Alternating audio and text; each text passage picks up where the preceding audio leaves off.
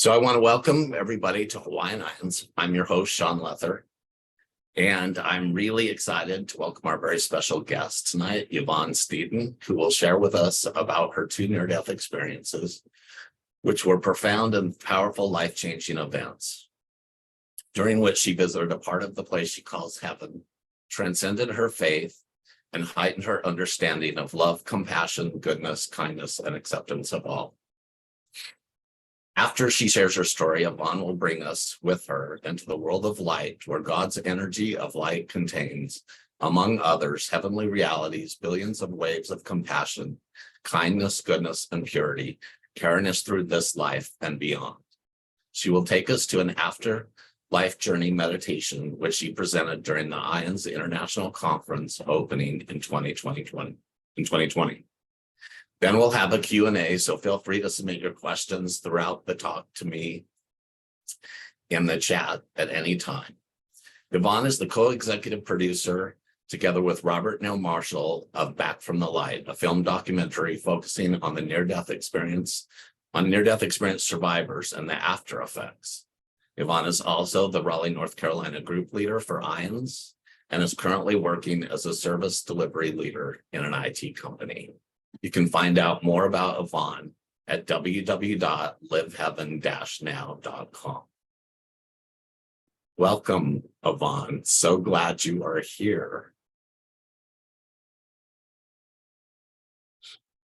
Thank you. Thank you so much. What a nice introduction, really. Yeah, I'm excited. It's only been a year since we've been talking about this. So yeah. So it's happening. What a great way to start the new year. Yeah. Very exciting. It is happening. Yeah. Before we start, and feel free, I just want to say to everyone present here, Happy New Year, Happy 2023. And I really pray that this year is a magnificent year for every one of you and for every one of us, and that we can all finally in this world see love spread it all over the planet and transform the hearts of everyone on this planet. So I just send you love and blessing for this coming year. So I wanted to say that before we start anything. Beautiful. Take it away whenever you're ready. Oh, okay. Shall I start? So I start right Yes, now? yes. So anyway, yes, please. Okay, thank you so much, everyone, for taking off your precious time to listen to my two near-death experiences, and I'll be so happy to answer any question you have after that. So I'm just going to say a very brief summary of my life so that you understand why I had what led to my near-death experiences, and I know everyone wants to hear the experience more than my life, but it is actually connected. So quickly, very briefly, I'm French. My first language is French, for anyone who is wondering. I have an Americanized French accent because I've been so long in the US. So I grew up in Belgium, Brussels, and lived in France as well. And Belgium is a bilingual country with French as well. So I was raised in the French area of Belgium. So my two sisters and I our parents parked us in an all-girl private nuns boarding school with nuns.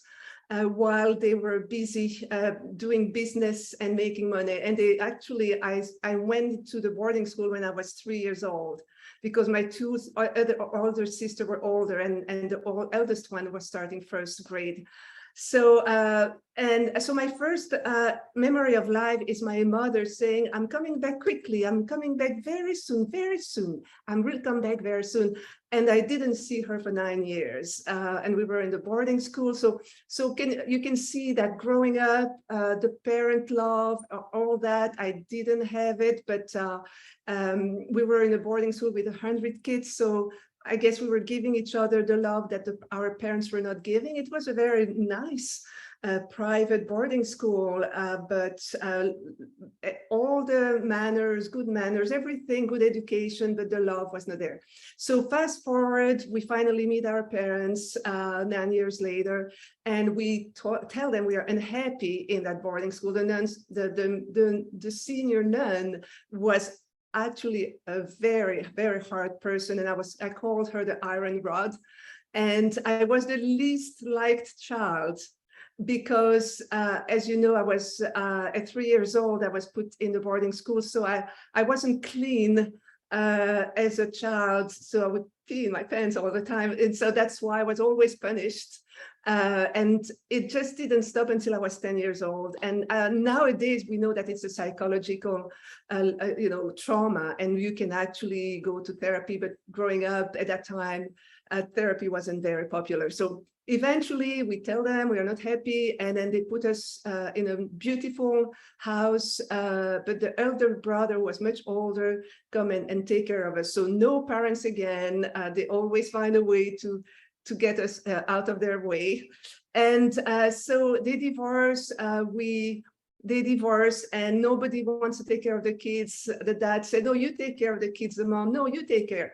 And then eventually nobody took care, they just divorced, and we found ourselves without parents, without money. And my brother became extremely abusive because he was a very spoiled child. He was raised with our parents, unlike the girls.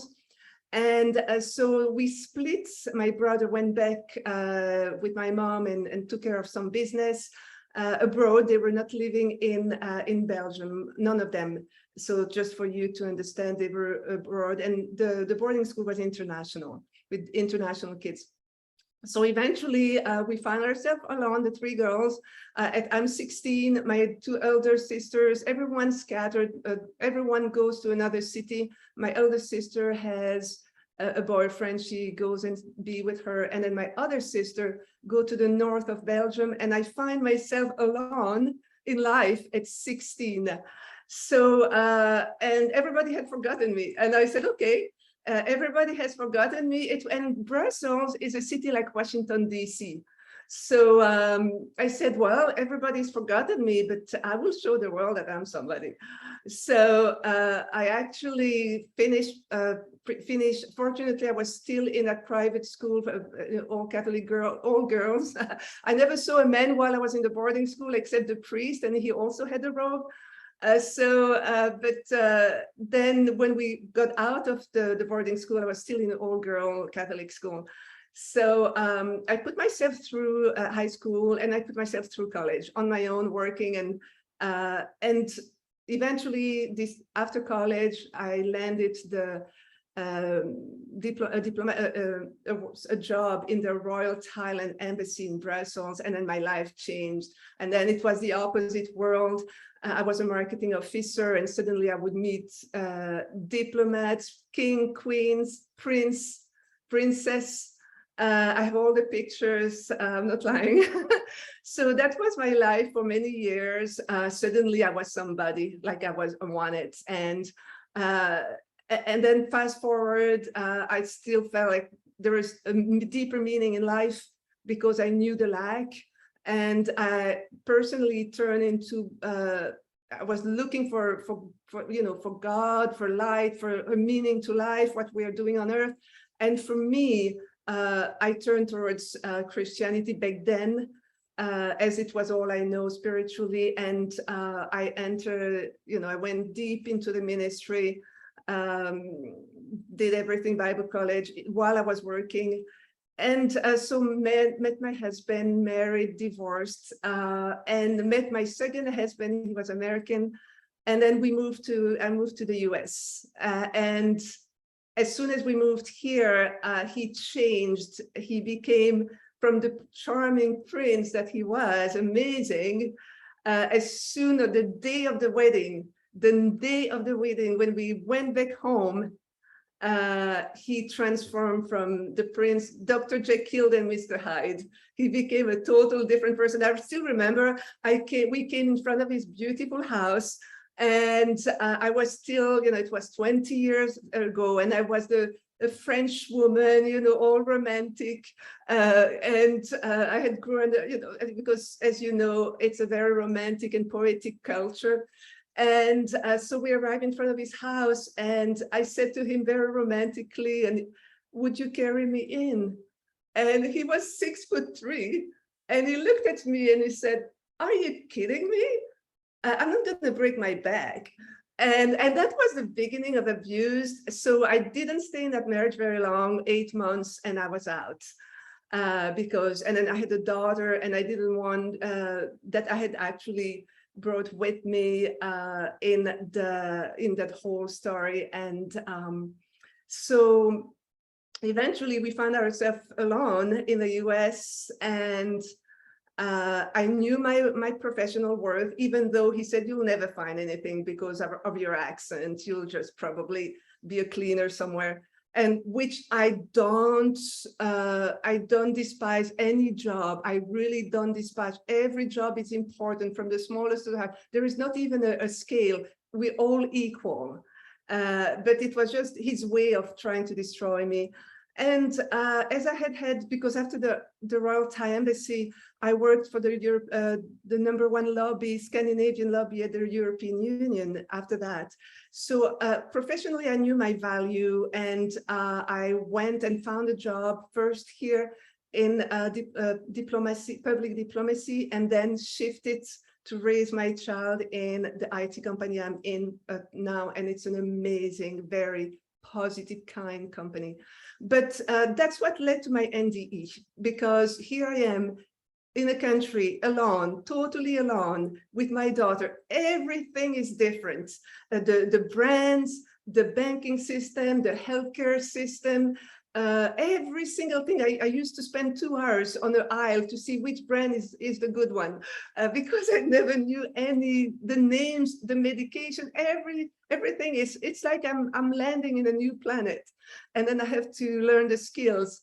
And so, and I wanted to raise my child, so I worked super hard so that I could give her the same possibility as every kid's around. So I just worked, and that was before working for that amazing company that I'm in right now. And so I worked so hard, and I developed arrhythmia. Because stress, life, and I had a long life where I had to fight for myself and work and try to be, to go through life. Every one of us have challenges to go through when we come to this earth. That's, I guess, the purpose of it, so that we grow spiritually as a very mature spirit. I guess we're still in the infancy stage here on earth. And so I started to develop arrhythmia, and I was tired. I was really tired because I tried since I was 16. I felt I was alone in life.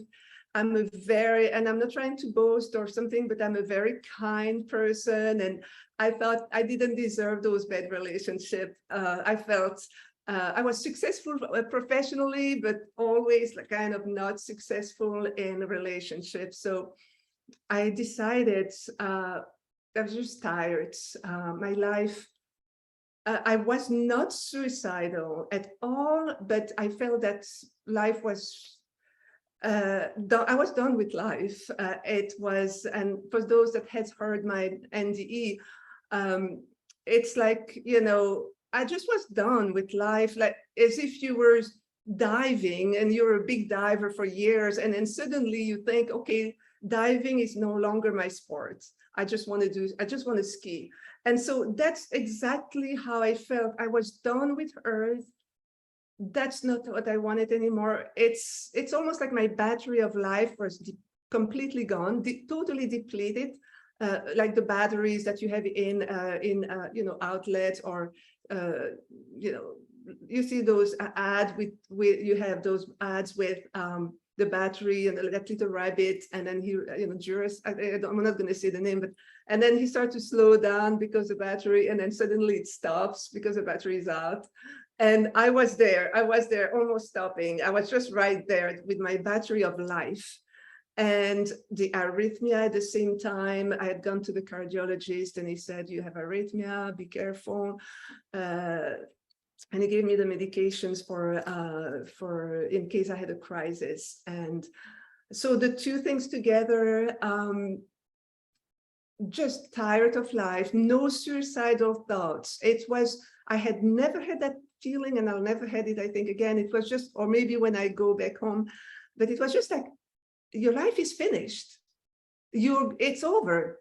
And I called my sister in Belgium and I said, Mary, I think I'm going to die. I had that supernatural feeling that I was going to die. And it was completely normal. And I felt total peace. And as I said all the time, which was not normal because my daughter needed me. I didn't have to go, but I felt total peace about that. And I remember getting ready for any time I would die. And it was 100% confidence. I had 100% faith, confidence that I was dying. It's almost like I had been downloaded this information, and that's what's going to happen. And because of that, I was always trying to look really nice during the day, and I have the best pajamas at night in case somebody finds me. And so I think when you know you're going to die, you think of things that you never think before. And then unfortunately, I took the medications from that the cardiologist had given me for arrhythmia, and for some reason that I don't even know how, I was so afraid to have an arrhythmia crisis, because for those who have had that, it's actually your heart racing so fast, but you can't stop it. Even if you lay down or you try, it's not stopping. And then you feel like you're gonna die. It's just gonna stop. It's just a very fearful feeling. And for some reason, I did think, okay, I don't want to have a crisis, so I'm just going to take the medication in the evening. I'm going to take the medication so I have no crisis. But that if your heart is not racing and you take a medication for to stop to slow down the heart, and that's what happened to me. And that's how I got my NDE. And I don't know why I was thinking, okay, because each time I had taken it when I had a crisis, it would calm me down and then I would have the best night. So I thought, okay, but I didn't realize it was slowing down just for some reason. And so my very first experience, the NDE experience, I took the medication and I am there. It's the evening. I usually would go early in bed so that I could read there comfortably. And then suddenly I see my body laying lifeless on the bed. And I had taken the medication, and later on at Duke, the anesthesiologist confirmed that this was the reason. And I was so fortunate that I came back to life, because many patients do not come back. And also she said the dose was a bit too strong for my body as well. So my lifeless body is there. And then at the end of my bed, here are those two tall beings of light. They had white long robe. They had blondish, whitish, curly hair like that. Both of them, it looked like it was a clone from each other. They were identical. They looked identical. And they were just there in front of me. And they told me telepathically, Yvonne, it's time to go. We are leaving Earth. This is over. It's time to go. And I have to say, I said immediately, yes, like I knew that's what I had to do. I had total peace. And I always tell people, once you're out of your body, all the harsh feelings and emotion and distress we have in this body are totally gone. It's just like a total peace. So, and behind them, so they're there with those white robe of light. Behind them is, and I hope it's a good group here. I know I can share everything, and I was telling Shaun, I didn't share that for many years. I just said there were two angels. We flew in the air to heaven because it was hard for me to share that portion, but lately I think I just shared it once, and this is the second time. But behind those two beings was a spaceship of light, a white, pearly white, very, very sleek, very modern, not like the picture we see with the little thing. It was totally, I was looking, no, that's not what I saw, because, but it was really white, pearly white, like that, very sleek, very modern. And it was open like that, like a shell. It was open. And so the two beings, just a moment. So the two beings tell me we are going home. And I said, yes, of course. And then I put myself in between them. And then we actually slide, I'm not sure, towards that spaceship. We enter in. Each of them sit at each of my side. I have to say that when I saw those beings, it was really like they were escort soldier from the light, from God or the creator or the light, whatever name you want to give it. And because they were so powerful, there was like, I felt that nothing ever in any dimension, any planet, any reality could actually affect me or touch me or hurt me, because they were so powerful. It was like coming from the existence of the light itself, and they were there next to me. They didn't communicate much. They just said, it's time to go. I said, yes. We go inside the spaceship. There were 3 seats. I was in the middle, and the one to the right, actually, and imagine they have those robes, they have those white robes, and the one to the right, the capsule, the top's closed first, and then the one to the right with his left hand moved a handle. And when he did that, we actually left Earth. And in 1 second, which is literally 1 second, we crossed the entire universe. And I can still today feel, when you're in a plane, you feel, I am not on the ground, I'm in the air. Well, I can still feel being in space. And in 1 second, we actually crossed, and we arrived in a world. Everything around was dark because it was a universe. And we arrived in a world, and I love it that I see Laurelie saying, yes, yes, yes, I love it. I love, because it's just so amazing to see somebody actually relate. And then we arrived it almost felt like a planet. I'm sorry to say that. But, and then when we arrived, I don't know how that happened, but we were immediately inside. And inside, everything was illuminated.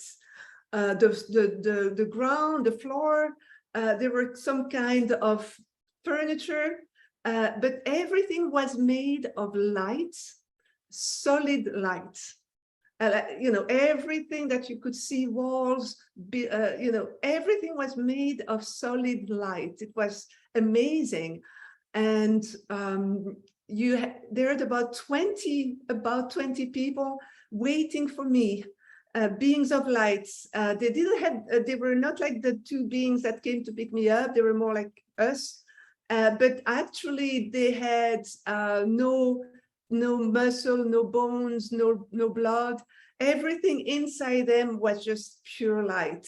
So they were radiated that light on the outside of them, and they were so happy. They said, she's back, she's back, she's here, she's back. And for me, the thing is she's back. I was a very strong born-again Christian. So for me, there was no second life. We didn't exist before, and extraterrestrial or anything like that. So it's not even so, but they said, and that's when I realized, okay, I existed before. If they said she's back, and they were so happy to see me. And I finally felt like, oh my God, I'm so happy to be home. I'm so happy to be with my people, my family. This was my I felt like I was really home, and that I was waking up from a dream. And the dream was my life on earth, actually. And I always say, not a dream, a nightmare. I was waking up from a nightmare, and I was thinking, oh my God, you know, like when you wake up from a nightmare and then you are awake, you say, oh my God, I'm so happy it was a nightmare, it wasn't real. You know, well, that's exactly how I felt. I felt like, oh my God, that wasn't real. I'm so glad I'm home, I'm awake. And Earth seemed to be many planets away, you know, from where I was, many galaxies away even. It was like so far away. And everybody was welcoming me, and we all, like when you have a birthday party and the whole focus is on you, happy birthday. Well, that's how I was. And remember, I grew up on my own. I wasn't celebrated birthday and stuff like that. But that was like, okay, that was Yvonne's time. Everybody was celebrating me, and wow, happy to see me. And then I was happy to see them in that world. People serve each other. They wanted to do anything to make me happy. They were asking me if I needed anything, and all they cared about was me, was not themselves. It was making me happy.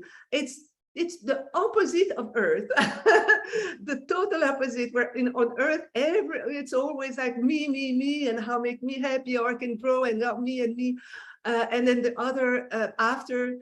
But in that world of light, it's like I was first, and they were treating each other like that. Not only me, it was such a wonderful place. And then we were catching up about life, and at some point, one of the being, a female being, came towards me and took my face like that, and she said, Yvonne, your experience on planet Earth is such a difficult one. And oh my God, I say, yes, it's a horrible one. It's so difficult.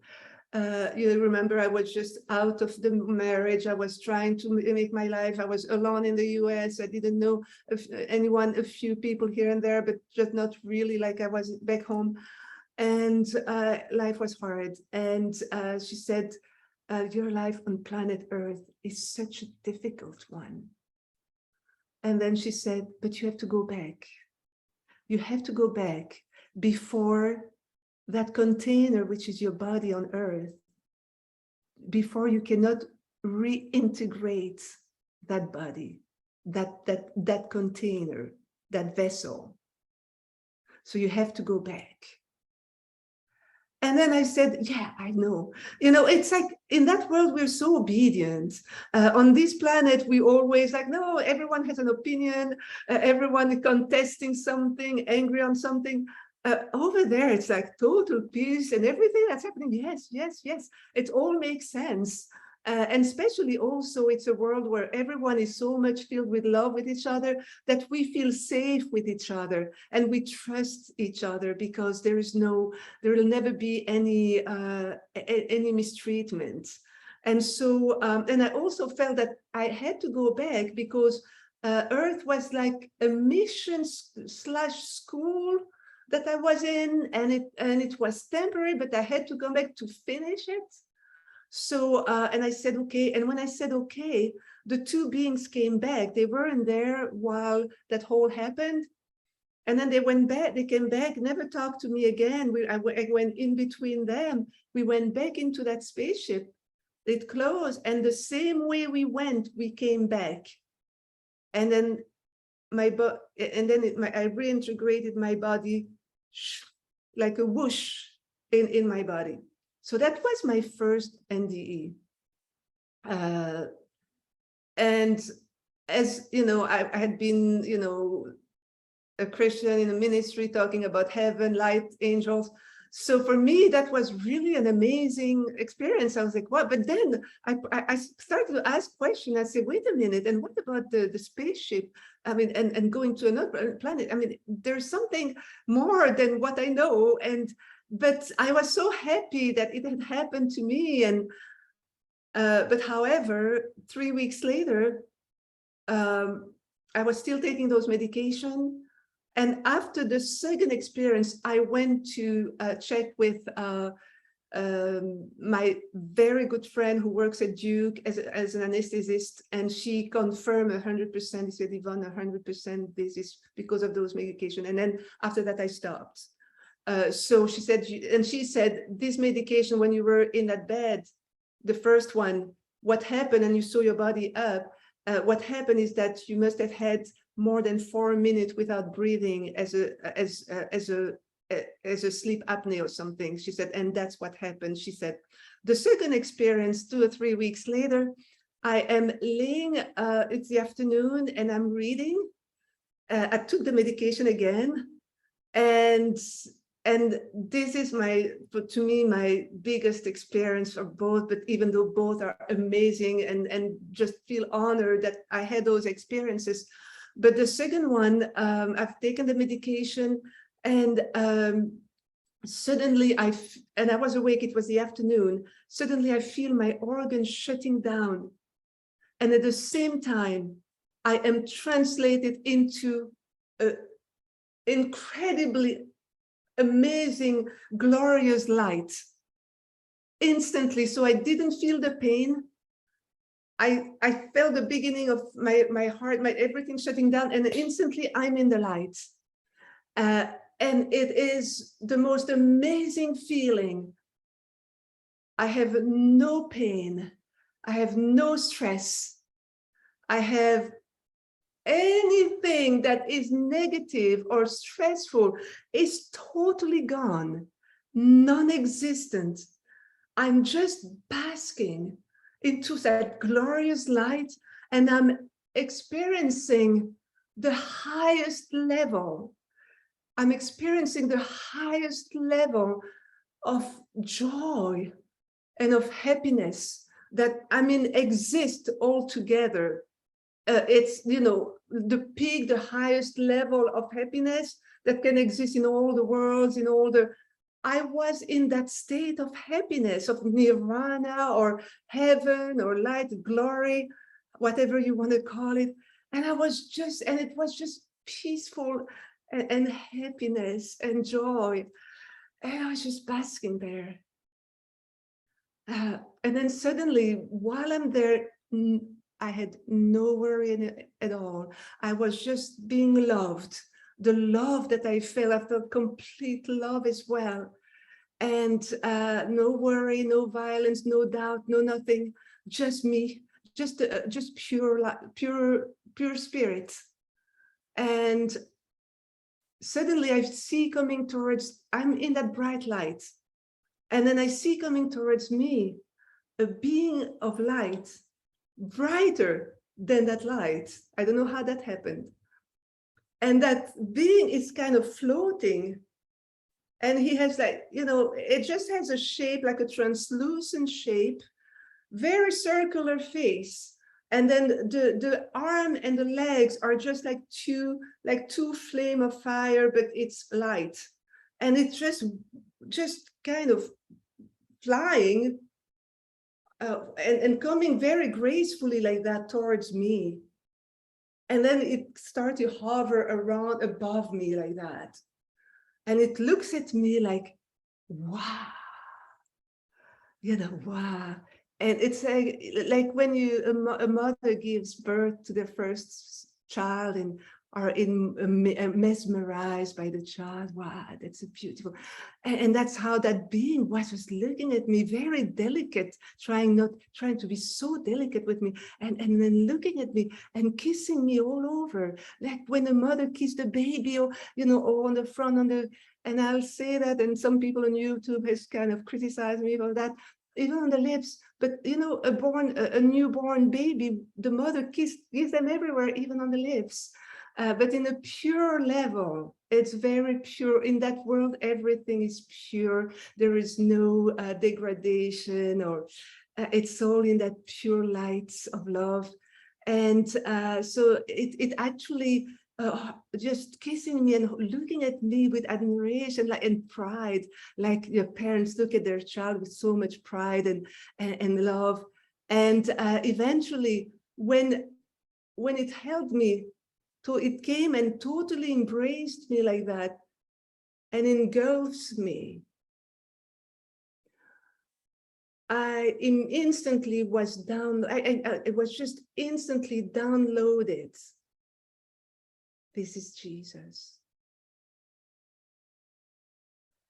And I felt in the embrace of my father and my mother, all in one unit. Jesus wasn't a he or a she. He was both. It was not genderless. It was the two essence, the feminine and the masculine, the father, the mother essence, in one single unit. And it makes sense because on earth we have those two types of love and of energies, and masculine and feminine energies. And I often think that it's because we have to learn to love each other, and feel, and whether it's, and it can be men. I'm open to all gender orientation. I'm going to say that right away. But it is actually everyone, whether it's a brother with a sister, a mother with a father. We can actually put all the energies together. And that's what I felt in Christ. It was the father and the mother energy, the father and the mother energy in one unit. Jesus was he and a she at the same time. And he was hugging me.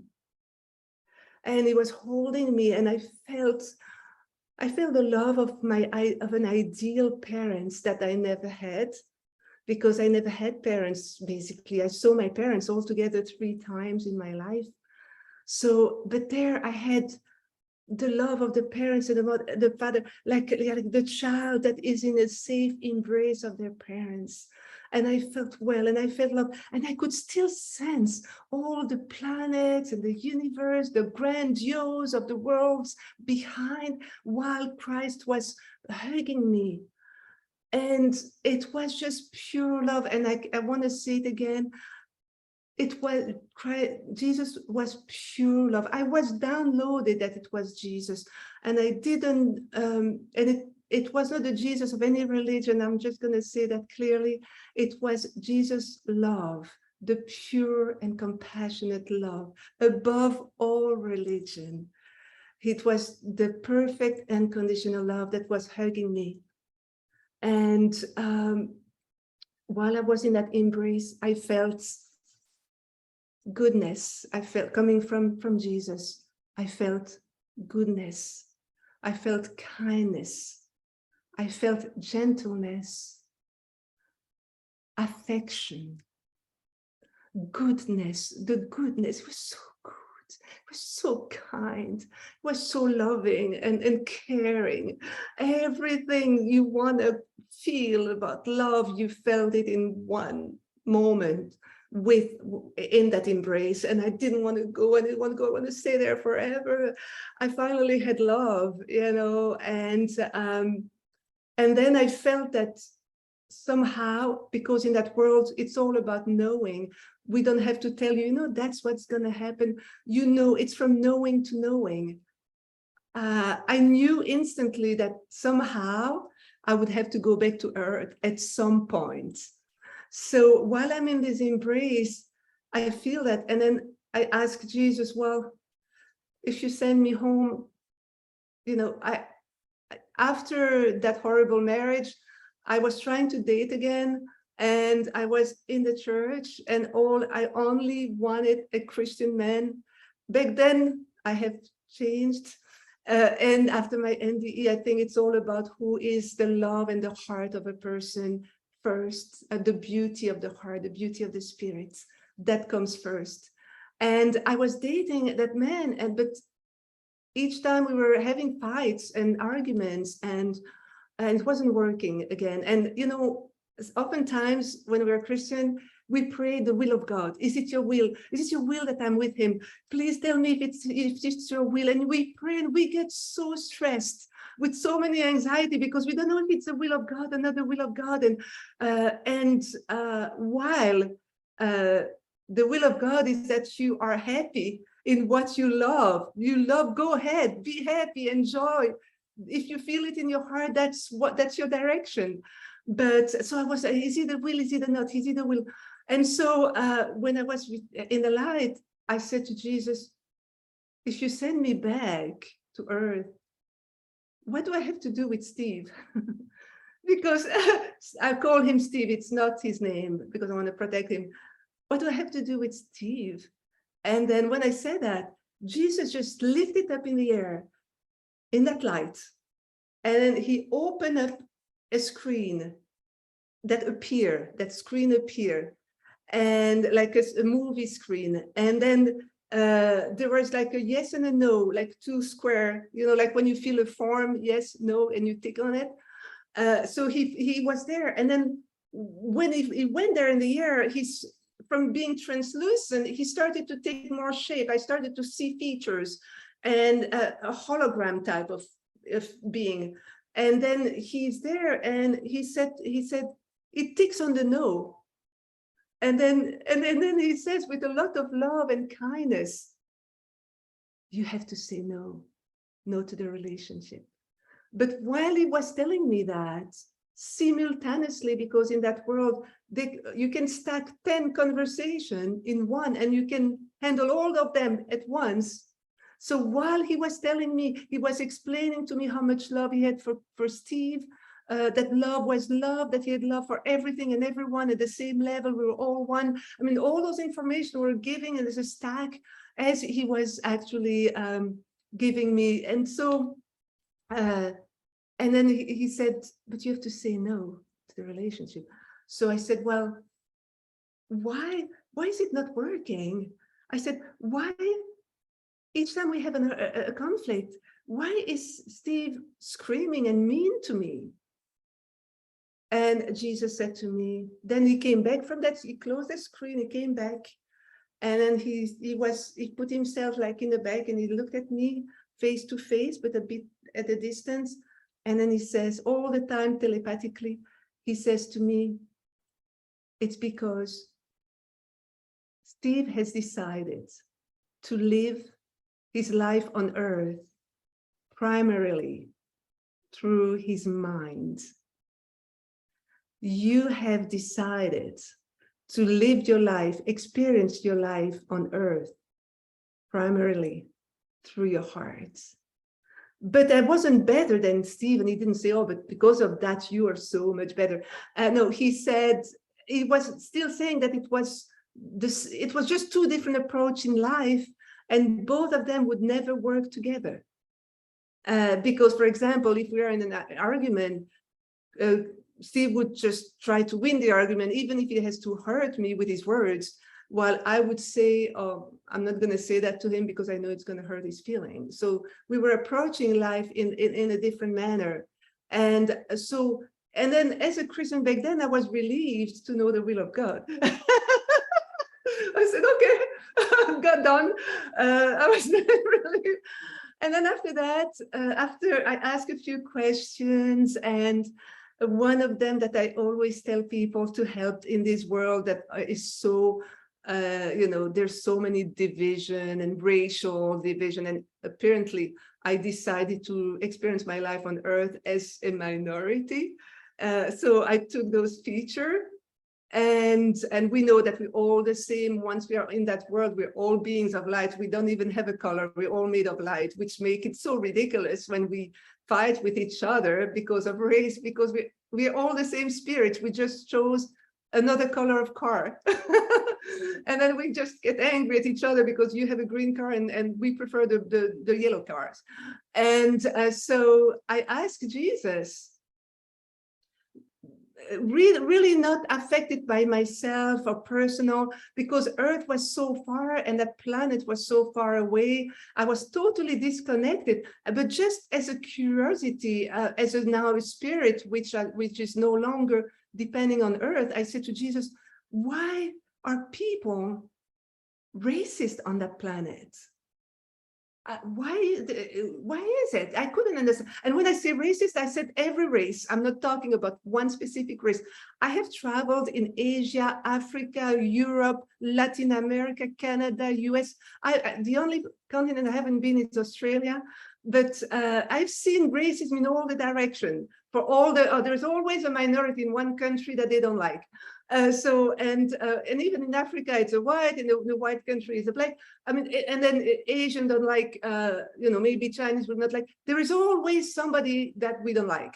And then everybody focus all their stress and frustration of life on that specific ethnicity.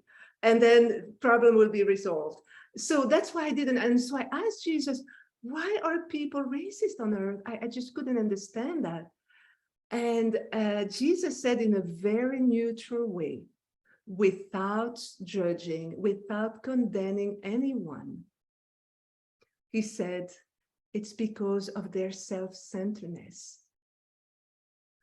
And I was really shocked because, I would never have thought that. I would think upbringing, geographic location, history, country, family, trauma with one specific race, anything, but not self-centeredness. And so telepathically, there was an explanation given that it's when you're self-centered, you want first, before being others-centered, you want to surround yourself with everyone that reminds you of you, that has the same upbringing, that has the same, they have to remind you of you. Anything that doesn't remind you of you becomes anxiety, stress, uncomfort, discomfort.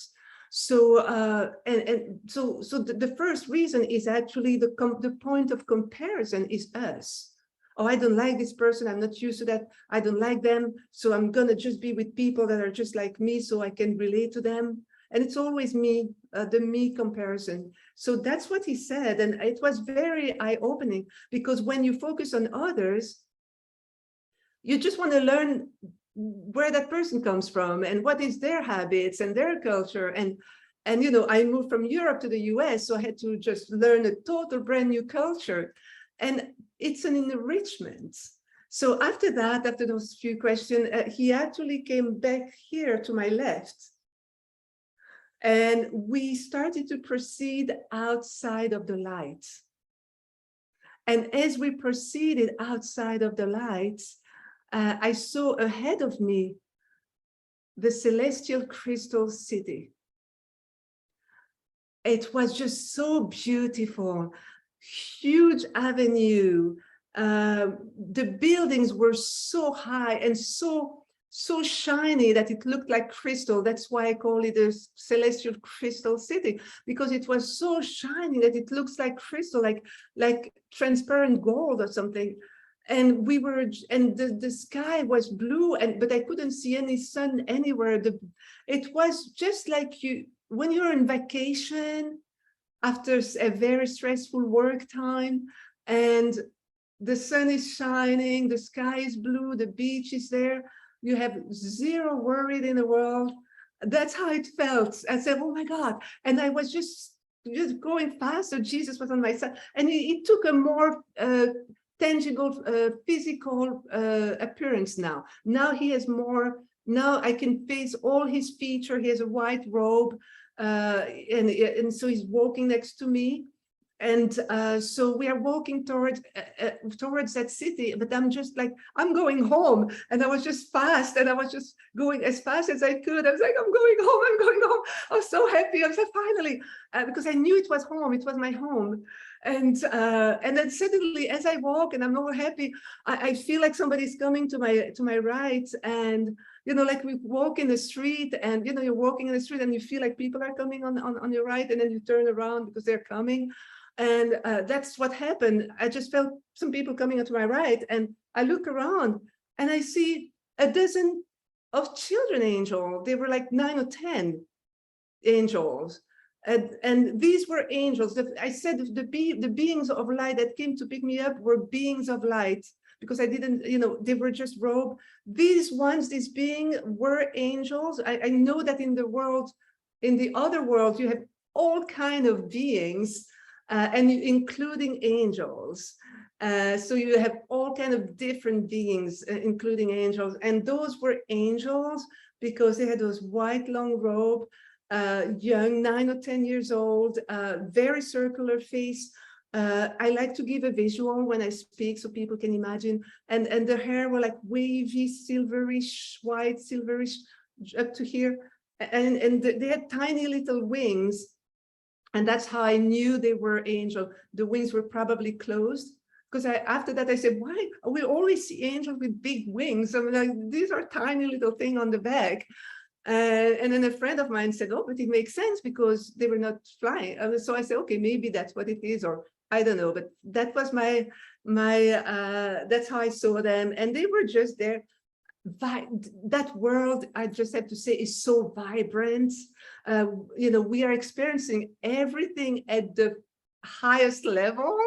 Joy, happiness, everything is really at the highest level. And I always laugh because here in all our spiritual place, whether it's a church, a temple, any kind of religion that you have, we have to be so quiet, and we cannot talk and not make any noise, and everyone have to be at peace. No, shh. So, but over there, I tell you, it is like loud and vibrant, and everybody's happy and enjoying the vibration is alive. And so they're walking towards, they're very happy to go towards that city of Crystal City. And they look at me, and it's like, okay, it's Yvonne, nothing special, okay, they look at me. And then one of them look at Jesus next to me, and suddenly, as he looked at Jesus, his face literally became pure light. And it was like just light, just a circle, a globe of light. It became light because we're all beings of light initially, and we might take forms in heaven, any form we want. So it was pure light. And then when he shone that light, all those other angels looked as well, and they saw, and they all ran into Jesus' arms, and it took them all in. Remember, it's Jesus, not from the hurtful, wounded things we have all gone through, including me in some of churches. He's above religion. It's love. He's love. He's unconditional love. And he holds everyone in his arms with so much love. And they're all happy, and just the vibration.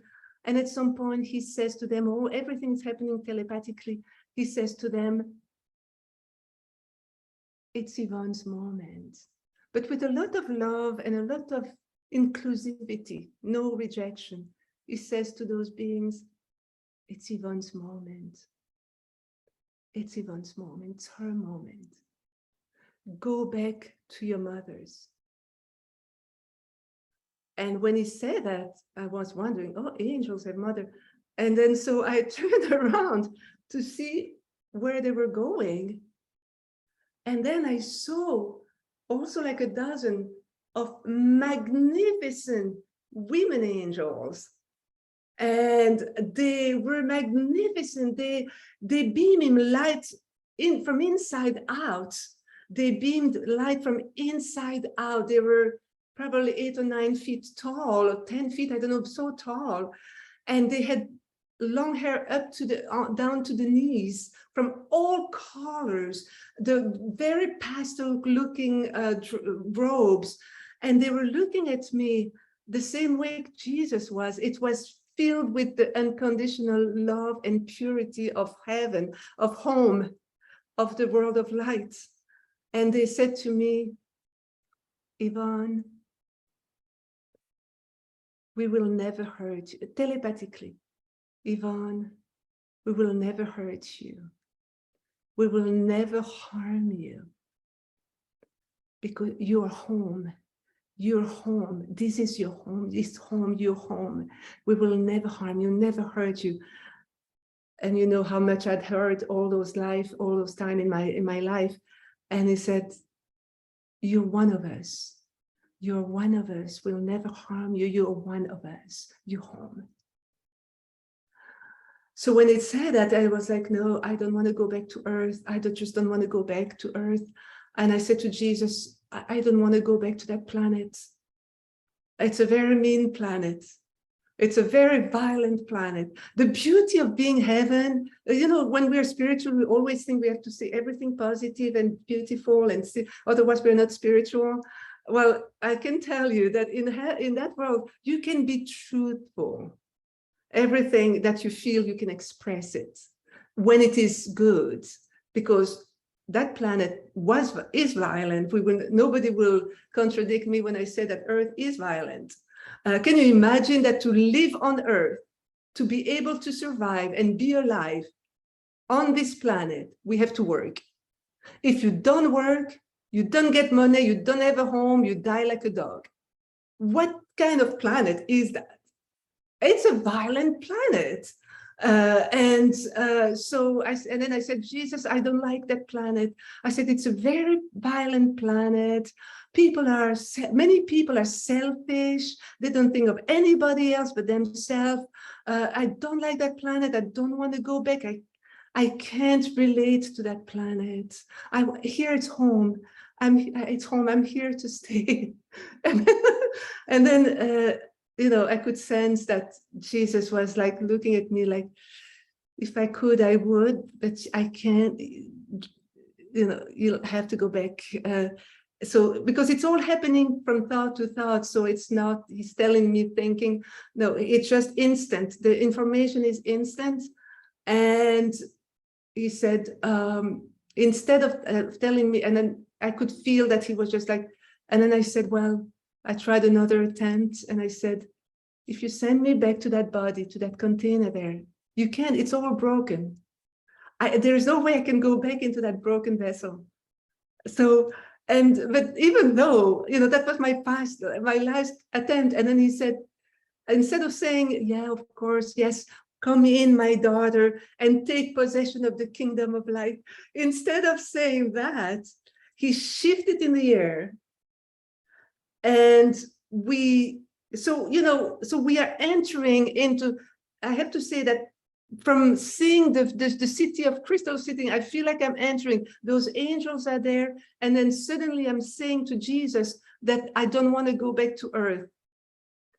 I'll tell you another story after that, because, but I'm just going to stay with this story first. So I don't want to go to earth, and I tell Jesus I want to go. And instead of him telling me to go back, okay, you can go, ma'am, welcome home.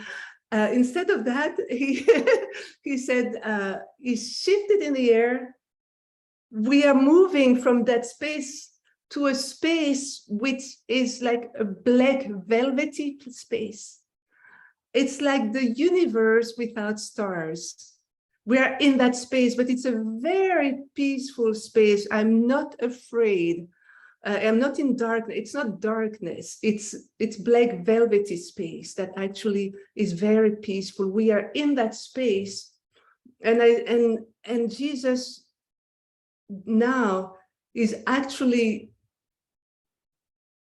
how can I say that? He's expanding. And thank you for your patience with my English.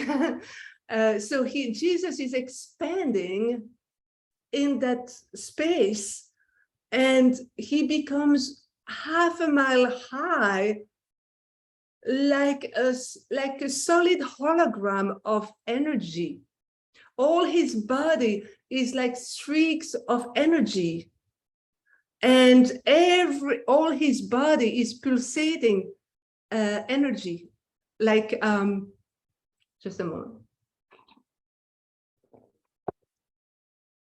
actually just like, it's actually pulsating like proton and neutron that are actually, when you see in everything's pulsating, and he's there looking at me in that space, and he's huge. It's very impressive without being scary. And I'm looking at that, and then he looks at me and he says, Yvonne, lift your hand. And so from that huge level, for some reason, he managed to put his finger like that. People will say, well, why can he do that? He's so high. Because it's all energy over there. It's all energy. And his energy, I can feel his energy like here. And then he says, Yvonne, I'll give you my energy of life. I'll give you my strength and my energy of life. Because he knew that there was no way I wanted to go back to Earth. Because I had told him when I said I didn't want to go back to that planet, I forgot to say that, but I told him, if you send me back to that planet, I will be beyond exhaustion. I cannot make it. I will be beyond the exhaustion. I feel I can't. It's impossible. And I was looking at him like, you know, like when a child said, I don't want to go to school, but you know, you have to go to school. Mom, can I stay home?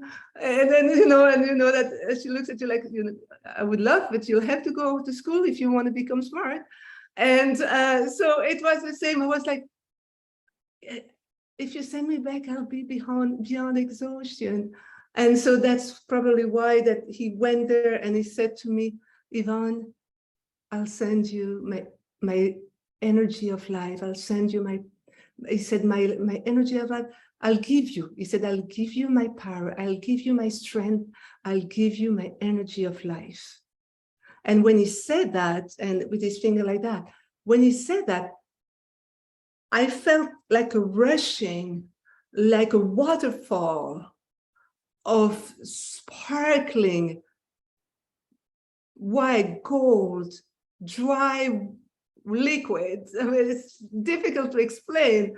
Sparkling energy that came and that actually filled my whole being, in my spirit and in my body on earth. It was regenerating the life. It was giving me the energy of life to be able to go on. And I could feel, as he was doing that, I could feel my bones, my nerves, my muscles, every cell of blood, all the cells of my body being regenerated with that sparkling energy of life. And it was amazing. It was filling me. And I was basking in it. I was being regenerated, life, energy, courage, strength, power, everything was re-energized in me. And I was just there being like a receptacle, receiving everything from Christ. And for some reason, it stopped at my ankle.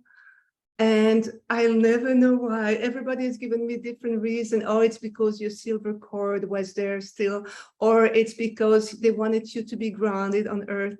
And up to the present moment, I don't know. And after that, he came back. And then he said to me, Yvonne, I love everybody. Christ said, I love everybody. Because oftentimes when we're on earth and we think of Christ or Jesus, we think only about the Christians. It's almost like, as a Christian, we have monopolized Jesus like it's ours. And then we become like that elitic people with elitism. Oh, we are saved because we know Jesus. And then we are loved. God loves us. Jesus loves us. And then there's that elitic, but everybody else he does, and you know, it's like, so, but it was just like, he was saying, Yvonne, I love everybody. I love everybody. I love my baby. I love my babies. I love humanity. I love everything and everyone and everywhere. Not only humans, but planets, animals, nature, grounds, air, everything was loved. Because he was actually coming from the light, the creator light of love. And he was manifesting unconditional love. And I thought to myself, well, you know, because you still have your own mind over there. It's not like suddenly your mind is just now, you still are free to think. You're a free thinker.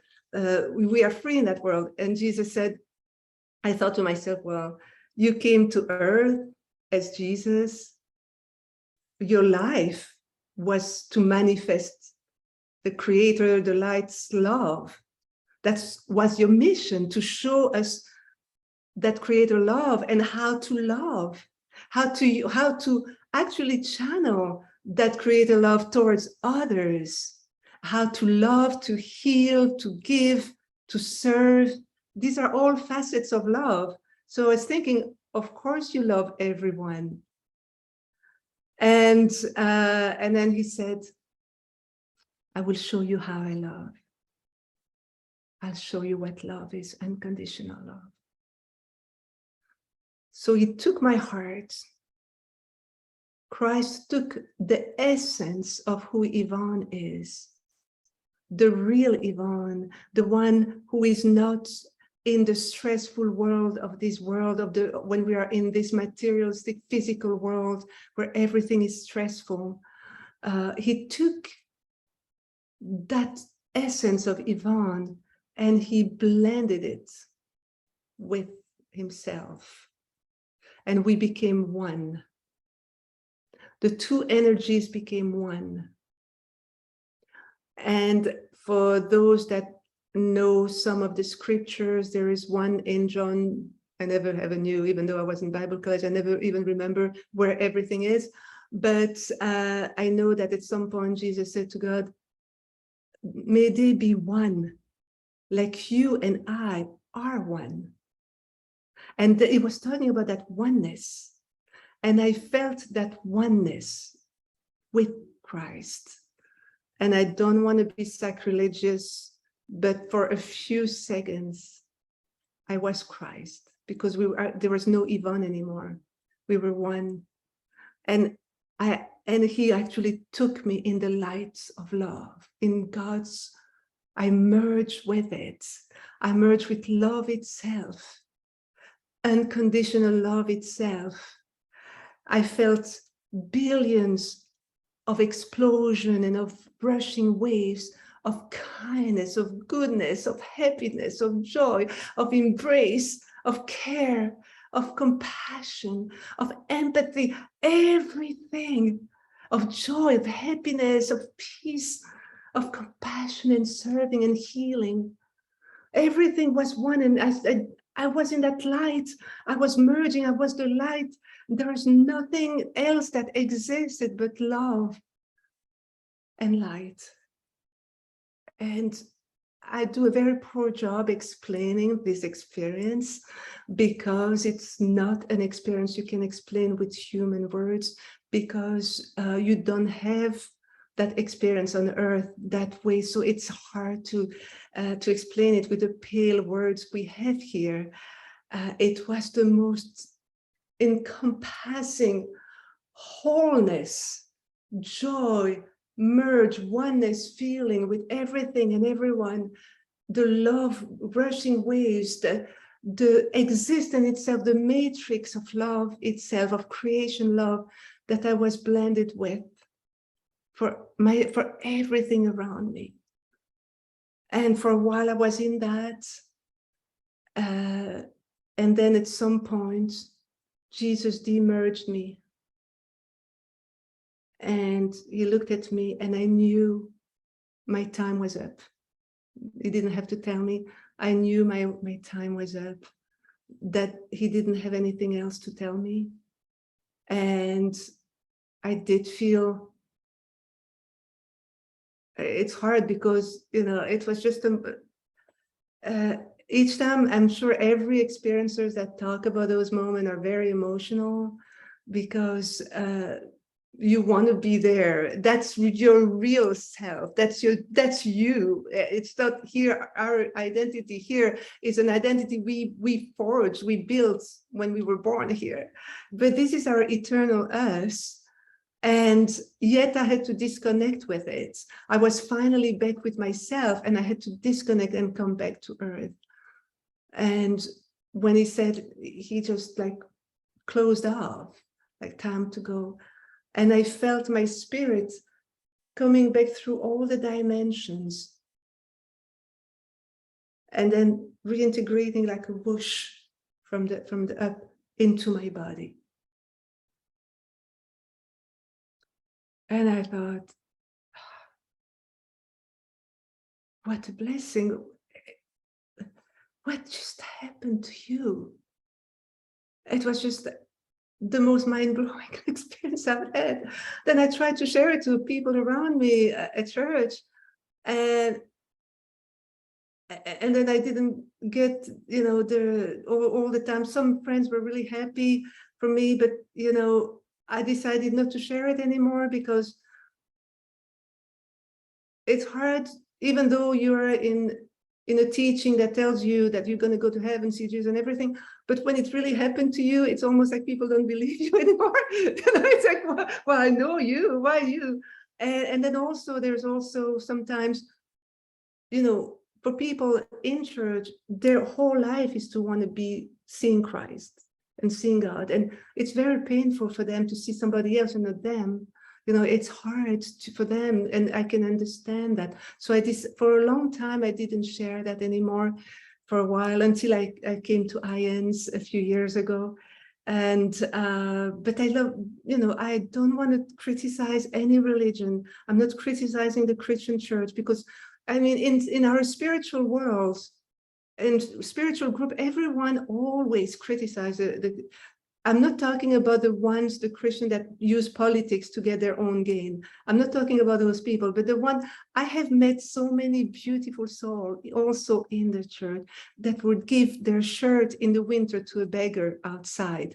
So I have met those people. So I cannot criticize I feel like everyone who's seeking the light, the creator, whatever way spiritually they want to connect, it's a beautiful thing, and you have to be celebrating them and not judge one faith, or this one is better, or now that we will all go to the Eastern philosophy now because we're tired of the Christian church, or the other way around. You know, it's like we are all one. We are all beings of light initially that come from the world of light, and we have decided to take this journey to earth and to be those people we may have even decided before we came what religion, what spirituality we would actually choose on earth to stay connected with the light, or to connect others back to the light.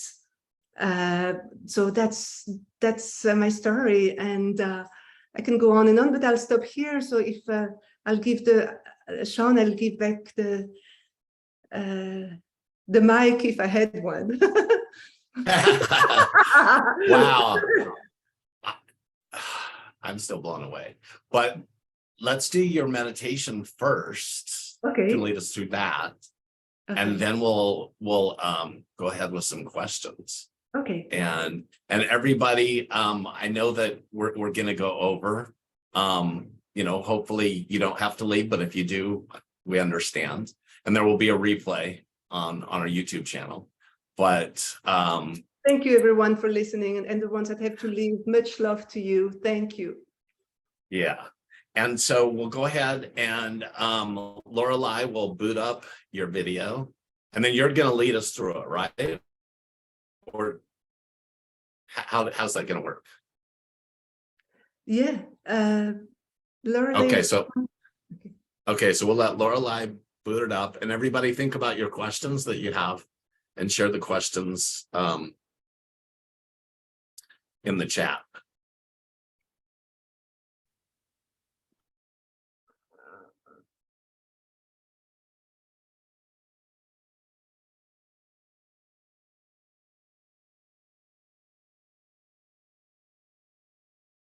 We don't hear the sound.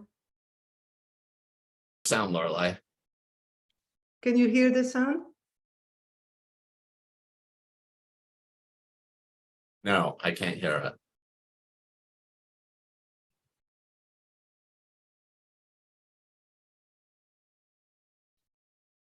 I don't think you need to unmute your speaker, your microphone.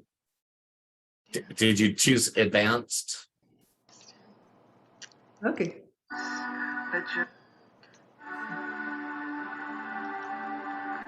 Oh.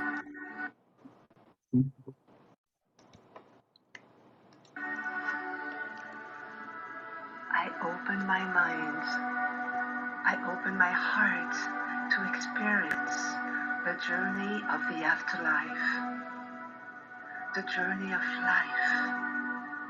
I let my imagination flow freely to open the gates, going towards my home, so long forgotten. I am not this body that life has traumatized. I am a beautiful spirit that light has energized. I'm shedding the memory of a life accomplished. There were ups and there were downs. There were joys and there were sorrows. But in all, there were lessons of love learned.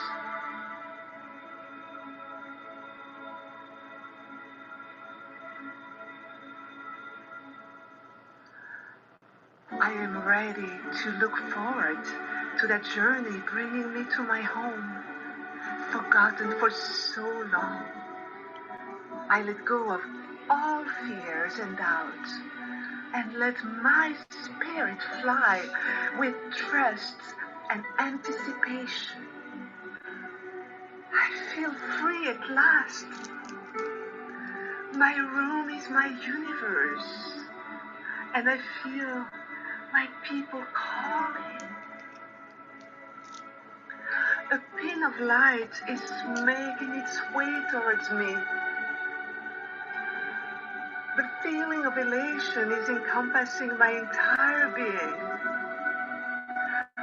Myriads of lights are singing in one voice the song of freedom, the song of home. You belong with us. You are us.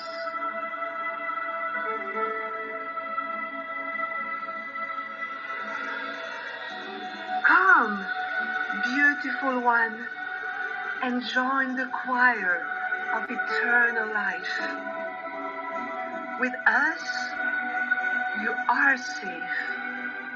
We are one heart and one love.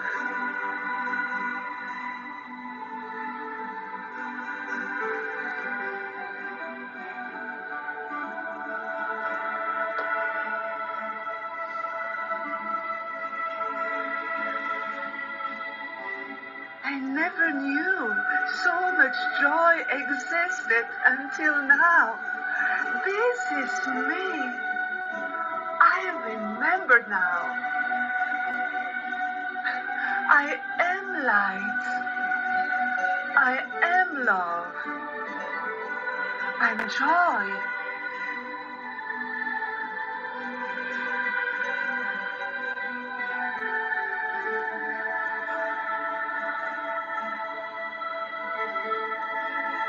Here I am.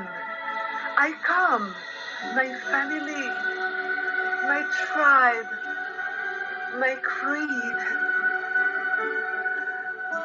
I knew there were more than tears and pain, than failure and loss. I knew there was something higher within the blueprint of my earthly life?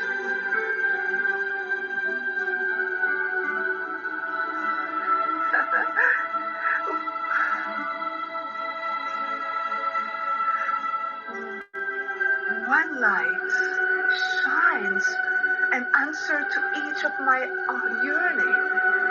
One light shine as pure as life.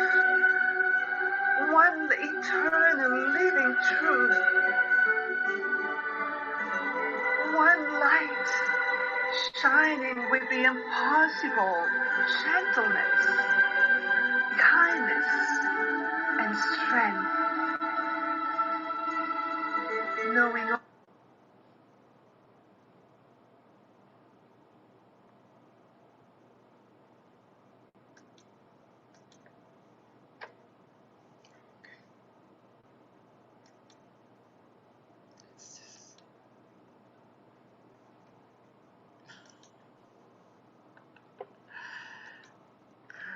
Okay, it's okay.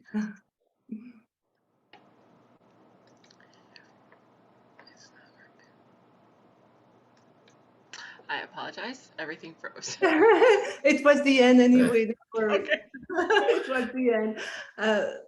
Almost the end. And at the end, it says that God is love, and the light is love. That's the end of it, almost. Wow. I have to say, that was amazing. Thank you so much. I will try to not, you put me in tears. It was so beautiful. Thank you so much. That's the only reason I do all that, is to not for me to be seen, but to give a gift to others. A gift, and you're a gift. You saying that to me is my gift. Thank you. Thank you. It's just beautiful. Lorelei, will you put the link in the chat? That's okay. I'm going to try to compose myself for some questions. And please put your questions in the chat of what you want to ask Yvonne. And I'm going to start out with a few things. How is your arrhythmia now? Oh, yes. So when I came back, I was totally healed. I never had any arrhythmia ever until today. That regeneration actually healed me as well. Yeah. That is beautiful. That is absolutely amazing. So you were sent back healed. Yes. That's amazing. I love to hear that.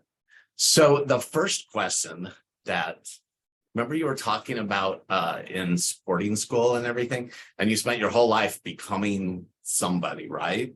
You know, all these amazing accomplishments and all the people you met and all of that. And it reminds me, there's a Ram Dass quote that kind of applied to me. And it's like, you spend your whole life becoming somebody. Yeah. And then you have these experiences, and then with an awakening, you realize that that doesn't mean anything anymore. And yeah, and you have like this thing, like, I spent my whole life becoming this, and it means nothing.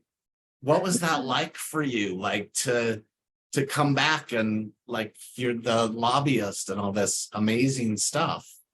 How did you feel? How did you integrate after that? well, it brings a lot of freedom in many aspects of your life when that happens.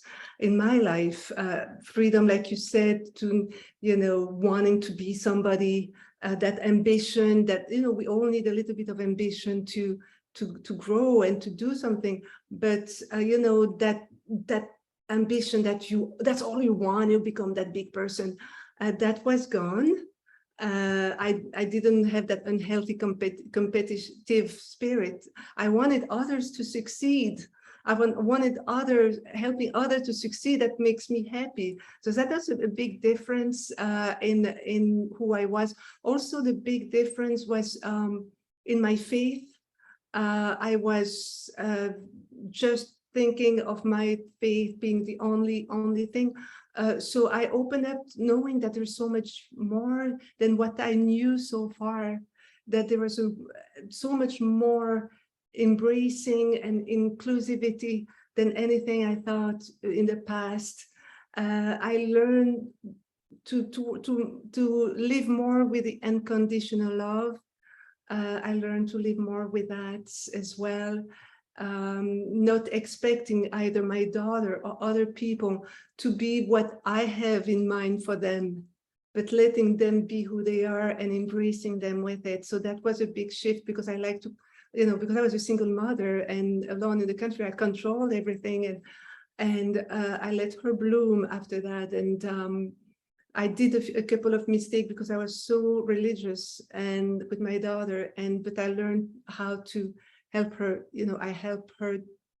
I learned how to love her unconditionally without me wanting her to do that study, be this, do that, but just letting her excel in whatever she wanted to do. So it was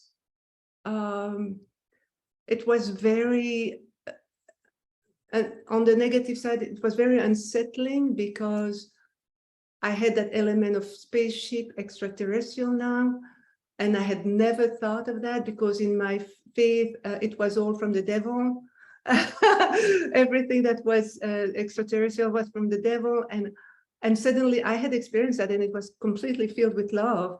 And so I just expanded my world about knowing that, what was that? What did I experience there? And then I learned deeper to look at that, understood that there are other worlds, other planets, other dimensions that exist, and yeah, unconditional love, giving more. I've always been a loving and kind, and I'm not saying that maybe because I've been so broken in life. Somebody says that when you have been very broken, and you've been mistreated in life, in your childhood, and in your youth, broken people hurt, you learn actually to, when you heal from that, you learn to give more to others, because you know what it feels to hurt. And so I've always been very careful not to hurt people, but then it amplified. And my daughter is more upfront. Mom, tell me what you want, and then I was like, okay, I hope that, and then she was like, okay, Mom, straight to the point, Mom, because so you see, I was always very so it's a difference. You actually integrating, also always feeling that you belong to another world, and you are here as a visitor. And understanding, deeper the meaning of people, and loving everyone, and trying to be just the me, the real me. I know now who is the real me. It's that Yvonne who is actually all love in heaven, all compassion, all kindness. When we all are that way when we are in the light, in the world of light. And so I want to try as much as I can to be that person here, to be true to myself. I'll be human and have sometimes shortcomings, but my heart wants to be that person. That's a big change as well, trying to be careful and to be loving and giving, and be truthful and not pretend, and be at service to others. And that is a huge thing as well, because a lot of time in our spiritual worlds and communities, we always say, I send you love, I send you love, I send you love. But then love is also a verb. It's also an action. Being very aware of the needs of people around us. And whenever somebody is in need and you can do something, just do it. And that's part of the world here, is to be aware of others and serve others as well. I know that many experiencers have been said, some of them have been said, what did you do on earth for others? How did you love others? How did you serve others? How did you love? That's a big question that always comes back. So I don't want to be in trouble when I go back. I want to make sure I do everything I can for others. I hear you. I mean, Yeah. we're lucky when we get these do-overs. Yes. That's the way I look at it. So, so somebody asked about your daughter. When you were ready to go, what was that like with your daughter? How was that? How did you, and how is she doing with her mom having these experiences? So that's a very good question, because the first time I shared my experience, I was like, and I didn't care about the world. I didn't want. And then I realized that actually we did in the documentary Back from the Light, my daughter, I asked her to also tell her that thing, how it is to be with somebody who has an NDE, to be the child. And it was a revelation, and my heart broke as we were filming her. She said, well, yeah, she was all happy to go and she was happy to leave me. And it's like, and that's her words, it's almost like I didn't matter to her that she was ready to go. And so I have to change that. And we had a long conversation, and now she understands. And I'm not the only one saying that, many experiencers say that.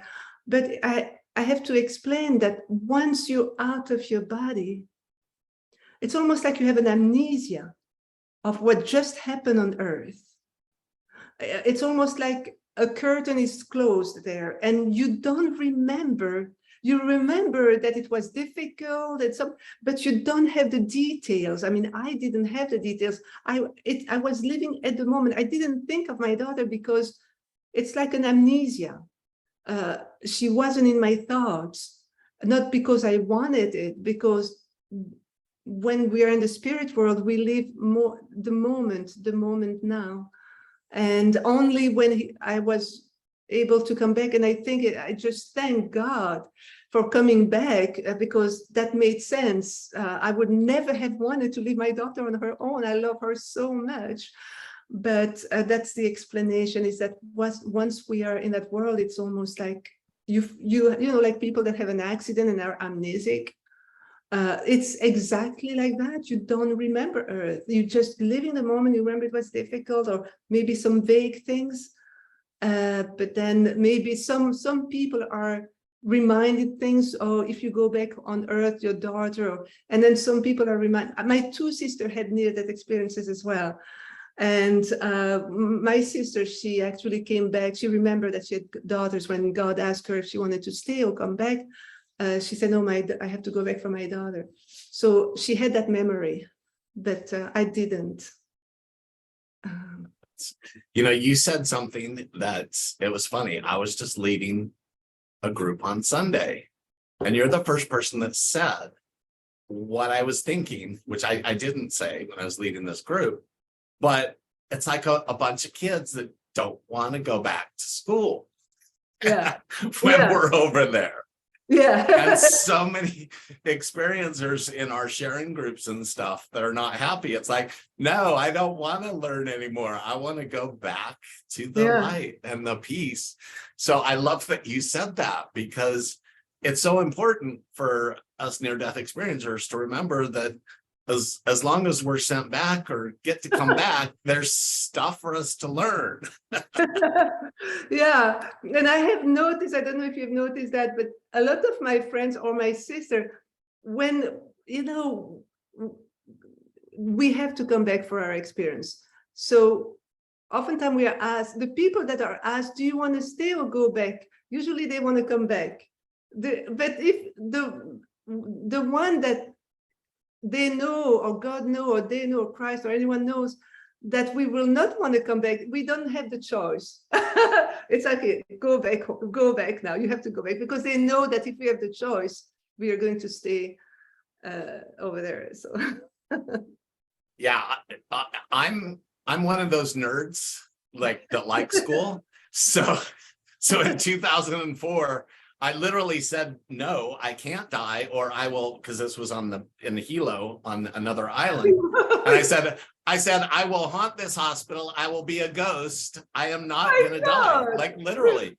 And then the one in 2018, it was the same thing. I'm just one of those nerds that like school, I guess, because I like being here, even though it's tough, like you said. I mean, it can be miserably tough, but Yeah, so I love that. That's one of my favorites. So okay, so somebody has a question, kind of two questions. Are Jesus experiences common because of the pre-existing story you already carry about Jesus? Like basically, because it was already your faith. Or, like another, if they were grown up, in the Vedas, they might experience Krishna, or if they're Buddhist, would they encounter Buddha? Okay. And so then the second part, what, I'm going to let you ask that first, and then I'll ask the second question. I do believe that, I don't think so personally. I may be very different from everyone, but I do believe that Buddha is Buddha, Krishna is Krishna, Jesus is Jesus. It's like, Shaun, if we meet each other in the other world, I'm not gonna say, oh, hi, Lorelei. I know it's you, Shaun. You know what I mean? I know. And in heaven or in that world, there is no doubt, because doubt is for this earth. Doubt is, again, a very stressful emotion. I doubt. So it's all truth over there. And they're not going to trick us. We've been tricked on earth, but in that world, there is no tricking. We're not going to trick you to say, oh, you'll see Jesus because but it's not him. That's a human mind, which is still because we've been so tricked in this world that we think, oh, that's going to be possible. Because when I saw Christ, I knew I was downloaded, it was Jesus. I was just downloaded that, oh, that's Jesus. And it was not Jesus saying that, or I was just downloaded. I have a friend who went to the same, I met her at IANDS, she saw the same crystal city, she saw the angels, and but she saw Buddha, she saw Lao Tse, she saw Krishna, and they were all different beings, and she saw Jesus at the end as well. And so she's one of my best friends. We call each other Trini because we've seen the same world together. And actually, she saw me in heaven, even though we had the NDE the same year, but not the same time. But it doesn't matter, because the timeline in that world is not a time that goes linear. It's all stacked. So, when I say I was going towards the city of the Crystal City, well, when I met her the very first time, I was at IANDS many years ago. I didn't have any video, didn't have any YouTube. She sat next to me and she said, I saw you in the Crystal City. And I was like, wow, you were with, and she said, you were with children angels. And so she told me that she saw, but she also, just like me, when she saw Christ in that Crystal City, there's that huge light that came and embraced, and it formed itself into Jesus. And she said, Christ is actually representing the Creator unconditional love. Everyone has different missions, but Christ's mission is to manifest Creator or light of God's unconditional love. That's his nature. That's the nature and the mission, unconditional love. And she felt that. And he said to her, come, I'll bring you to the Father. And he brought her inside into in himself. And it was like she went through merge inside the light, and she was also inside that light that I was in. So that's the question. So I hope I answered the question of the person. Yes, that was great. And also for the person who answered asked the question, I know rabbis that have seen Jesus that didn't. Yeah, there is no, yeah. And some people are very Christian, they never saw Jesus. And yeah. Some Buddhists saw Jesus. My first NDE, I didn't see Jesus. I saw some extraterrestrial, So, I mean, yeah, we don't choose, I think. We don't choose. I didn't see Jesus. My mom was there. I mean, she was my greeter. And And I'm not Catholic, and I saw Saint Teresa of Avila. So, I didn't even know who she was, yeah. so yeah, I think it doesn't, well, I know it doesn't have to do with new programming, because I had no idea who Saint Teresa of Avila was until I just knew that I experienced her, and and she was the first person that I saw, or entity or saint. And it wasn't until about maybe a year later when I started being interested in the Bible, because I had no interest before, that I learned who that was. That's what, yes, yeah. So that's another evidence. Yeah, It's another evidence. We don't know which one choose. Maybe one day we'll know when we are going to be, crossing over, we will understand, but everyone has different type of experience that we didn't control, or I don't think it's our imagination. exactly.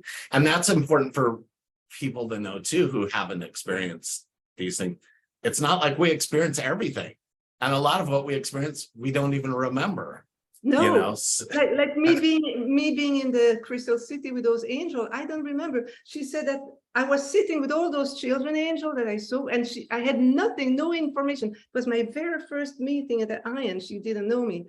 And then she looked at me and she said, "Oh my God, that's the one that's a girl that I saw in my NDE." And she was trying to get to me, but she didn't dare. It was a conference. And then she said to me, that we looked at each other and we said, we're going to meet on Earth. And I explained to her that my mission on Earth was to help people feel better with themselves, relationship kind, and it's exact. And I was like, wow. So. Yeah. Okay. So the same lady, this is kind of an important question, because she maybe hasn't had an NDE. She wants to know if the same healing that you experienced is available to her right now, or to anybody. So I do believe that because we are conditioned in this physical world, we all get the illness that actually are part of this, of being in this physical body. I know that healing is possible. I'm not saying that everyone will be healed, but I know that before my NDE, I was in some Christian movement where healing was highlighted. And I've seen with my own eyes people being healed as well. So I know that healing is possible. Now, I don't know that lady who is asking the question will be healed. I will be a very honest person. I don't know. But I know that healing, and I'll share a small thing that whatever illness we have, one big thing to start with is to eat in a food that will heal your physical body. That will be also a relief. I did that to myself as well, and I changed. But healing is possible. I'm not going to say I have seen healings, because before my NDE, when I was in the ministry in France and in Europe, I was in the ministry on the weekends, and I was praying and meditating and fasting for 2 weeks and things like that. So I traveled, or I was invited across Europe. And my gift was a physical healing as well. So I saw many healing. My best friend is an oncologist. She would travel with me and would tell me, Yvonne, this is not a remission. But that was when I was in the ministry, which with my first marriage, I stopped that ministry. So I know that healing is possible because I saw it with my own eyes. Yeah. Yeah. And I think in many cases, healing starts in our minds first. Yes, in our minds, exactly. It starts in our minds. And that's maybe what we're here to do, is heal our minds first, and perhaps the body follow, but not always. Yeah, and it's hard because there's so much pressure of energies here that are heavy energies that brings everyone. We're all very courageous to be on Earth. It's a very heroic mission. If we're all here, Earth is one of the the hardest planet to be in. So we are really, very brave. So I think that we all should cheer each other up, like, wow, you can do that, because since we were kids, we've been betrayed, we've been hurt, we've been yelled at. We have daily traumas, and then we get used to those daily traumas, like it's natural now, So, but when we were kids, we come like pure souls, and so it's very difficult to be here. But it's also a joy. It's also a gift at the same time. It's nice. Yeah, it's a huge gift. Okay, so we have some UFO ET questions, because we have several people here that are into that. So have you had other UFO or ET experiences since your NDE? And well, you want to answer that first, and then I'll answer the others. Have you had any? I had a few, but not in NDE, but not also in a physical form. So how can I explain that? So when my daughter was a teenager, and she was listening, I come back from an NDE and all is love and peace, and I listen to, because the after effect, if you watch that video, a lot of experiencers, we don't like anything that's actually violent or dark or aggressive. We like soft music and meditation. And then my daughter is in her teenage years, and she likes heavy metals, and so in the house, and I'm like, ah, and so she went through her own sufferance as a teenager. She had to become an adult, and as a single mother, it was difficult in a country where I'm on my own. All my family support is in another continent, and I decided, that's it. I'm not gonna. I'm not gonna give more love. I can't give more love. I mean, I'm tired. And anyway, she's a spirit that came to earth to be my daughter. And I was trying to reason myself like that. And it's the only time in my life that I've never had that for my daughter before, where I was so sure that I was never going to give her any love ever again. It was going to be all logistics, because I've been so hurt. But she was going through a painful situation herself. And, so I'm not trying to blame her. She's an amazing soul today. But at that time, she was going through a struggle. I said, I'm not in love. I just stop. I just turn off my love for her. I'm going to give her all the study, money for college, everything she needs, clothing, food, but I'm not giving any emotional thing anymore. 2 days later, I'm laying in bed, and then suddenly I feel, suddenly I am translated in a mothership, this time, not the small spaceship that the beings came, but a huge mothership. It was probably almost a mile high. It was all white, everything was white. And in front of me, there are about 12 beings, but they don't have long robe. They have, like you see in science fiction movie, they have suits, white suits on their body, all white, pearly. They're all blondish, whitish hair. Female and male, but very similar body. But I know both of them are in there. And they all are in that white on the body suits. And they talked, they're judges there. And behind them is another being like them, but that being is sitting, turning their back on me. I mean, I see them from the back. There's nothing, it's all white. And that being is working on a computer, but it's not like us, material computer, it's a hologram computer. And he's just turning things like that slowly. And it's just there like a 3D hologram computer, and he's just turning. And while those beings are there in front of me, and they're saying, Yvonne, we've come to you because the Great One wants to speak to you. And when they say that, there's that appeared in that mother space, that huge being was not Jesus, that huge being of pure light, very high, tall. He was more ancient looking, like a grandfather, but very powerful, but also that love of a grandfather, you know, but very, lots of authority and power, but at the same time loving and caring. And they're standing there huge.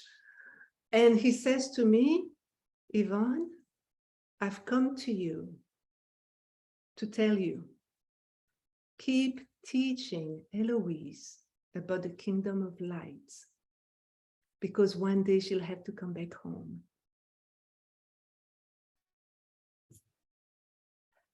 And that's changed everything for my daughter.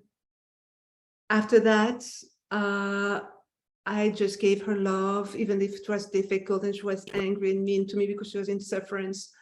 And I gave, and she bloomed, and she finished last June a master in psychology. She's a therapist now at UNC Chapel Hill, which is one of the best schools for her for what she studied in the US. And she has become a therapist, and now she's a healer towards others, and she's loving it. She's making such a difference in people's life. And so if I hadn't given that love, she might have become a drug addict somewhere. And, you know, so it was a divine intervention needed because of the love for my daughter, you know. So that was one of the experiences I had. So yeah, I've had others, yeah. That is so amazing and so beautiful. So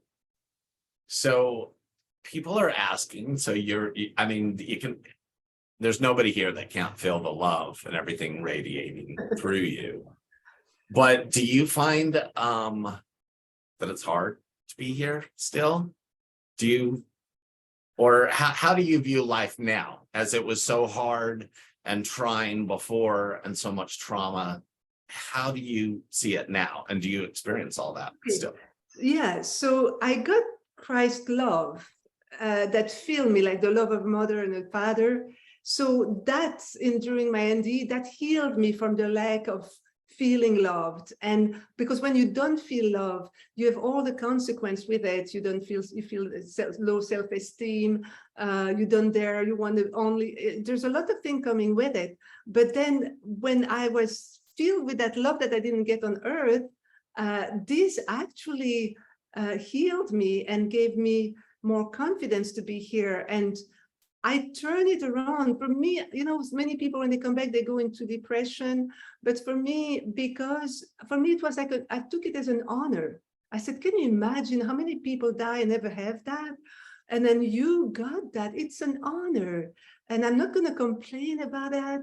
What I want to do is to do something with it to help others and tell them about it, so that they feel encouraged when they're discouraged, when they are in distress, and you know, life is tough. They went through so much in life. I just want to give them courage to keep holding on, because there's so much better after. There's so much better, and you'll be celebrated for having been on earth. Yeah, so now I'm okay, and I have a fantastic job. You would think in the IT world, oh, it's kind of dry, but you know, the company I'm in, it's almost like it's a spiritual company, because everybody has to be kind to everyone. Everyone has to be loving. Managers are extremely kind to you. It's part of it's a very diverse, it's high in diversity, whether it's race, gender orientation, faith, everything. Everybody is embraced and respected, and they encourage you in the positive way. So I mean, I feel very blessed to work, and that has helped me as well after being an experiencer, because it also ground me, because the IT world is something very down to earth. It's nothing spiritual, but that has helped me after my NDE be grounded and keep going. Otherwise, if I didn't have that job, I would be all day in meditation. And So basically, whenever you experience anything difficult, you just always connect with the love that you know is available to you, that is available to everybody here. Everybody. If we connect with the love, we are in the right direction. Yeah, that's beautiful. Yeah. Do you want to say just a little bit, because we didn't really say what your documentary is about? Do you want to share a little bit about that with everyone so that they can, check it out? Yes, absolutely. Actually, when I went, I went to the IANDS conferences as a new experiencer a few years, and then I thought, okay, that was in the beginning. They have, it has progressed tremendously well, and it's a great organization. But at that time, I was like, okay, in all those conferences, it's all about lectures, about this and that, and we invite that lecturer, and what about us experiencers? It's not like we are, we have all kind of after effects. And I was remembering myself when, I work in IT, and when I came back the first year, I had 3 crash on my computer, and I was afraid to be laid off because 3 times my computer crashed and they had to give me a new one.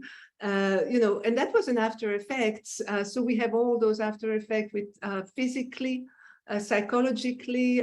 There's so much things that happen that brings us as experiencers to first of all, we feel like aliens on Earth already. And then you have all those after effects that comes with it, that you're, sensitive to light. One day I'm part of, we organize every year at Virginia Beach. It's called NDEr. It's a retreat that we organize only for experiencers. Every year, we take 4 days and we're only experiencers, and we stop it at 25 because we want a small group over there. So, so when actually we went, so that's a place that we can be regenerated and I don't know why I was going there, but you had asked me, what question did you ask me again, so I can get back on? Oh, just to let people know about the documentary, what it's about. About the documentary. And so in that documentary, that's what I was going to say. The after effect of all the energies and all, the lamps that burst. One day we were, all of us experiencers, we all go to a restaurant together. We were 10 people. We enter the restaurant, and one after the other, the lights turns off. And the restaurant, the light of the restaurant were turned off because of the energy that we brought with us. So that's an after effect. So I decided, well, we have so many after effects that people don't know, whether it's emotionally, physically, physiologically, psychologically, lifestyle. 70% of experiencers divorce after an NDE. 70% divorce because they didn't. Your partner didn't sign up for somebody who was always in the sky.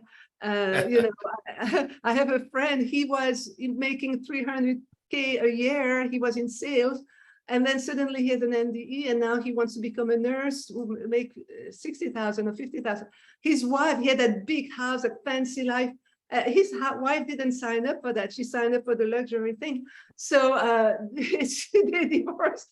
So it's hard to be with an experiencer, and because that's not what they signed up for when they married the person. We are totally different. So all those after effects. So that's what the documentary is. We have interviewed different experiencers from different background, different profession. Also in Europe as well. We have interviewed in the US and in Europe, and we went to their home to hear their story and how different they are after an NDE. Every experiencer that have seen the documentary said, that's me, that's me, that's me. It's a great, so I encourage anyone to watch it. And I apologize because it's not a free documentary, it's on Vimeo, but it's only $5 to rent it. So it's gonna help everyone. And it's worth it because Yvonne paid for all the expenses out of her own pocket. So it's not like It's not like she's getting rich on it. Oh, It's- no, not at all. Yeah. She flew all over, and it's just going to help cover the expenses. That's all. Is there a final message that you want to say? I am so grateful, and everybody here is so grateful, and you've gone 2.5 hours. I can't believe it's so amazing. You are the Energizer Bunny, even though you said that you had worn out. I think you are the Energizer Bunny, and I loved it, and I think everybody else loved it. Is there a parting message that you'd like to share? I just want to share that we are all, every single one of us,